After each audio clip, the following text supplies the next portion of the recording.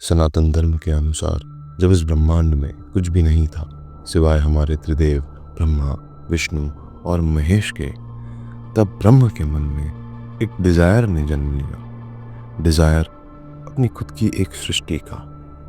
उनके मन में एक ख्याल ने जब जन्म लिया तो देखते ही देखते हमारे पूरे यूनिवर्स की क्रिएशन हो गई। उनके थॉट्स इंस्टेंटली मैनिफेस्ट हो गए और फिजिकल फॉर्म में एक यूनिवर्स तैयार हो गया। ये पूरा यूनिवर्स एक डिज़ायर से शुरू हुआ और जब इस डिज़ायर से शक्ति आकर मिली तो यूनिवर्स का फिजिकल फॉर्म तैयार हो गया। अहम ब्रह्मास्मि, आपने कई बार इस श्लोक को सुना होगा जिसका मतलब है मैं ही ब्रह्म हूँ। अगर इसे हम सिंपल लैंग्वेज में समझने जाएं तो वो शक्ति जो ब्रह्म की इस ब्रह्मांड की रचना में सहायक थी, वही शक्ति आपके अंदर भी एग्जिस्ट करती है। तो आज हम जानेंगे कि हम उस शक्ति को कैसे इस्तेमाल करके अपने सभी ड्रीम्स और मैनिफेस्टेशंस को पूरा कर सकते हैं। हमारे वेदों के अनुसार जब यूनिवर्स का जन्म हुआ तब यहाँ पर कुछ नहीं था, ना सूरज, ना पृथ्वी, ना कोई सितारे, सिर्फ प्योर अवेयरनेस जिसे ब्रह्मन का नाम दिया गया। ये ब्रह्मन अपने आप में एक कंप्लीट फॉर्म है।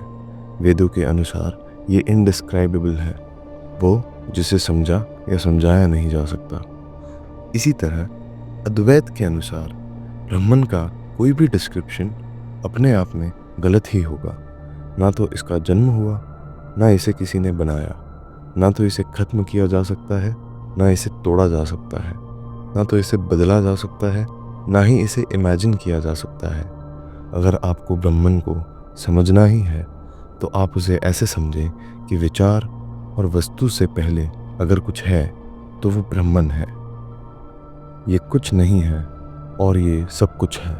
इसी से हमारे थॉट्स और हमारे एक्शंस शुरू होते हैं और इसी पर वो खत्म भी हो जाते हैं। इसे हम सच्चिदानंद भी कहते हैं। अब हम जानते हैं पराशक्ति के बारे में। पराशक्ति वो सुप्रीम पावर है जिससे ब्रह्मन अपने आप को एक्सप्रेस करता है। वेदों के अनुसार ब्रह्मन को एवोल्यूशन और क्रिएशन करने के लिए पराशक्ति की ज़रूरत पड़ती है। खुद ब्रह्मन सब कुछ होते हुए भी बिना पराशक्ति के क्रिएशन नहीं कर सकता। तो पराशक्ति जब ब्रह्मन से जाकर मिलती है तो सारी फिजिकल क्रिएशंस की शुरुआत होती है। आज आपके आसपास की जो दुनिया है, जिसे आप देख सकते हैं, जिसे आप परसीव कर सकते हैं, उन सब चीज़ों का एवोल्यूशन ब्रह्मन से ही हुआ। जब ब्रह्मन और पराशक्ति ने इस दुनिया को बनाया तो इस दुनिया की सभी लिविंग बीइंग्स में ब्रह्मन और पराशक्ति ने अपने एक अंश को छोड़ दिया। तभी ब्रह्मन से बनने वाली सारी चीज़ें जो जिंदा है, उन सभी चीज़ों में ब्रह्मन भी है और शक्ति भी। ये वही शक्ति है जिसके कारण एक माँ एक बच्चे को जन्म दे पाती है। वही शक्ति जिससे एक छोटा सा बीज एक पूरे पेड़ में बदल जाता है। जैसे ब्रह्मन को क्रिएशन करने के लिए शक्ति की ज़रूरत है, वैसे ही अगर हम भी हमारे अंदर के ब्रह्मन और हमारी शक्ति को एक कर दें तो हम भी वो सब कुछ क्रिएट कर सकते हैं जो हम क्रिएट करना चाहते हैं। अब आप सोचें कि जो शक्ति एक छोटे से बीज से एक पूरा पेड़ बना सकती है, वो शक्ति जो एक इंसान को पैदा कर सकती है, वो हमारे लिए क्या कुछ नहीं कर सकती। हमें बस उसे इस्तेमाल करना सीखना है। आगे दिया गया मंत्र आपकी शक्ति और आपके डिज़ायर को एक कर देगा और उससे आप जो चाहें उसे मैनिफेस्ट कर पाएंगे। इस मंत्र को आपको विधि के अनुसार ही करना होगा, वरना ये आपको नेगेटिव इफ़ेक्ट्स भी दे सकता है। तो सबसे पहले एक पेपर पर आपको क्लियरली लिखना है कि वो क्या है जो आप मैनिफेस्ट करना चाहते हैं।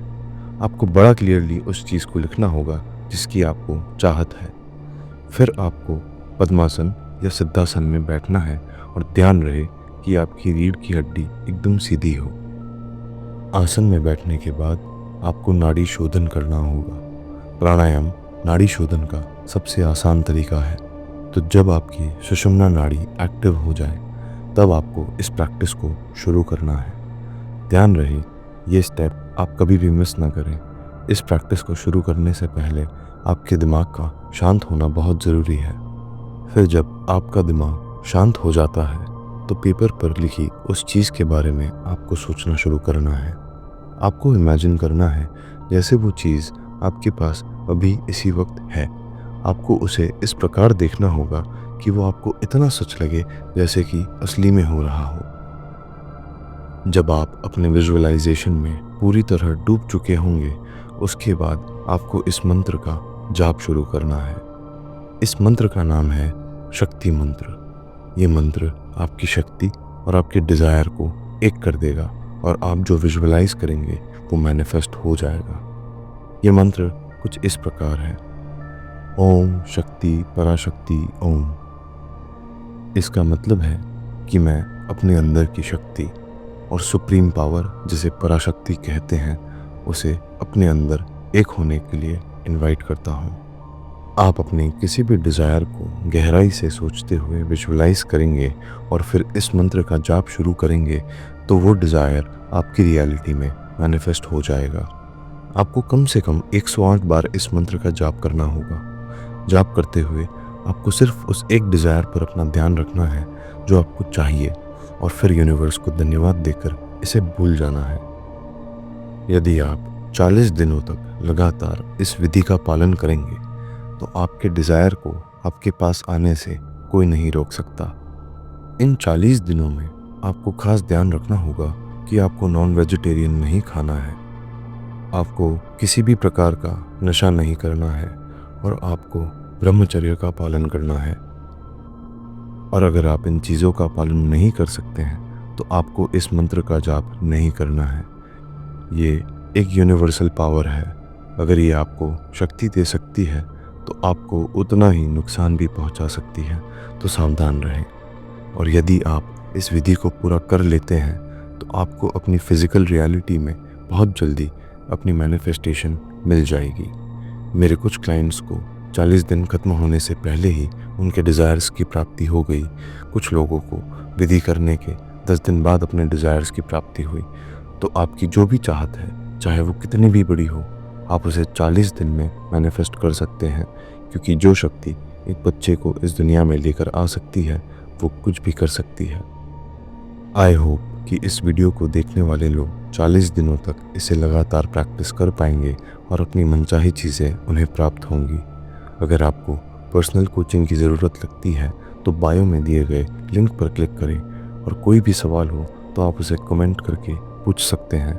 इस वीडियो को यहाँ तक देखने के लिए धन्यवाद। ओम नमः शिवाय।